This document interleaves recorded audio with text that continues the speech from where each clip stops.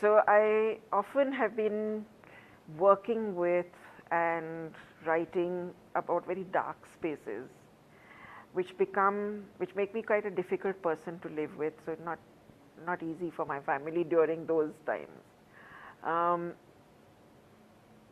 and just then, Penguin approached me saying that they wanted me to do a book in a series which they have called The World's Worst. And you can decide the world's worst what. Um, so I was in that dark space and I thought, okay, this is a great idea. I'm going to do world's worst, but it's not going to be a world's worst horrible thing. So I thought of world's worst genius. And so this is the story of a young boy who has been an average Joe all his life and very happy to be so. He's must. And he and his pal kind of cruise along in the middle of the pack. Neither too bad, not failing so that his parents are getting, too upset. Not topping that his sister does. His elder sister is the bright one, always coming first. Younger brother, the cute one, is unnoticed, peacefully leading life in the penumbra. And then when he's in standard 8, there's some national survey coming up. And they're all given a surprise test, and it's an IQ test. So he does it, and he finds it really easy. Turns out he's a genius. And his life changes for the worse. And whenever I'm reading this book or talking about this book with kids, and they say, no, because to them it's, if you were a genius, how easy life would be.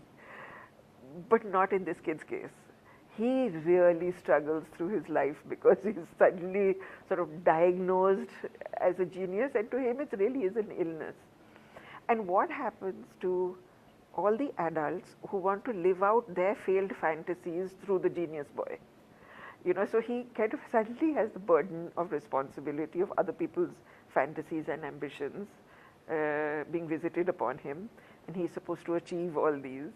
And it's that struggle, and it's funny, it's lighthearted, and it also engages the kids a lot in when I'm talking about the book with them, or they've read it and they talk to me about expectations that kids carry, the burden of expectations that they carry. And sometimes when things appear to be the best thing, may not be the best thing. So it's a fun book. I really enjoy it, and I think kids have enjoyed it a lot too. Best pal has a falling out because the best pal feels that he turned out to be a traitor. He let him down because he jumped the ship of the duffer type and went into the bright side. So he feels left behind. And in trying to reassure his friend, he says something like, he said, no, I'm not happy. I know I want to be just like you. And he's saying it very earnestly. But the friend takes so much offense to it, saying, what do you mean like me? Like, you mean like you, so you're calling me stupid just because now which is not what he's doing. But then like a big fight happens, and he's just left all alone. The elder sister doesn't want anything to do with him because suddenly he's the bright one. He and his younger brother used to gang up and tease the sister, and suddenly it's become the other way around. So the power shifts, and things that he used to, just idiotic things that he'd be doing, like trying to grow fungus in his bathroom soap dish, which his mother would shout and scream at him and wash it out and everything. And now it says, oh no, it's a scientific experiment and we must leave it. And so everybody's following, but there is a sort of aunt and uncle, not actually related, but friends who lead this very alternate lifestyle, have given up IIT jobs and things like that to go off into a village and educate kids in villages, and his sort of coming to terms with his changed status in life. So he starts writing this diary. So actually the diary becomes his best friend. And that's why therefore it's called The Secret Diary of the World's Worst Genius. The idea came, flash like that, as they sometimes, and we're so grateful when it happens, like that in some magical way it comes to you.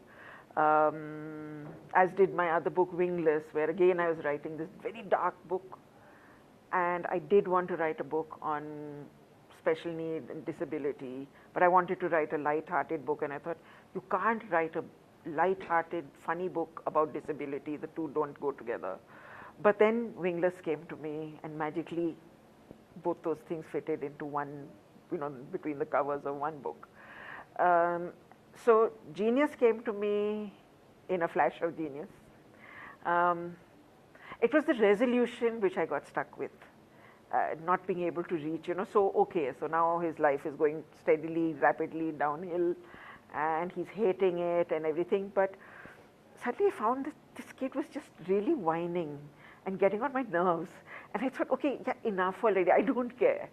And so I had to backpedal that and say, okay, now I have to find somewhere for him to go and something for him to do with it. Because it would be a pity to waste it, right? I can't have left him saying, okay, just throw the Genius, whatever, the 180 IQ into the dustbin. That wouldn't be satisfying. In a short story, perhaps I could have left it unresolved, but in a novel, no. Somewhere you have to get somewhere. So that's the bit that I had to work a lot on. Yeah, more or less. The siblings flowed very well. This uncle and aunt and the not quite uncle, I mean not related uncle and aunt, I really liked them. I wanted to know them. I wanted to go and meet them. There were some horrible people also who were kind of pushing him. Yeah, I think more or less they did. I loved the friend also, this little Sardar boy who brings aloo roti every day for tiffin, and it's really delicious. And this genius boy gets dried sandwiches and things like that, not very tasty. But suddenly when he's a genius and he wants to share the aloo roti, and his friend won't even touch him, as though it's a contagious disease that he's going to get. I've had a very happy life in the penumbra, academically, very much so. I was never very good in school. I was one of those kids who teachers didn't want to have around in their class. I had a physics teacher who said to me that she never wanted to see my face. So we had 2 doors in our classroom, and she said, when I enter the front door, I want you to exit from the back door. And when I'm exiting, you come in. I don't want to even look at your face, which I was very happy with. It didn't bother me, except when she was teaching everybody how to make pinhole cameras, and I said, please, can I come in? And she said, no. And that was the only time. So I'm a little bit of that character, somewhat. I work with so many kids. I've worked with over 3 lakh children, face to face, and so there's so much, that organically filters into my system and into my psyche, that I think that's what then makes its way to my laptop and to paper.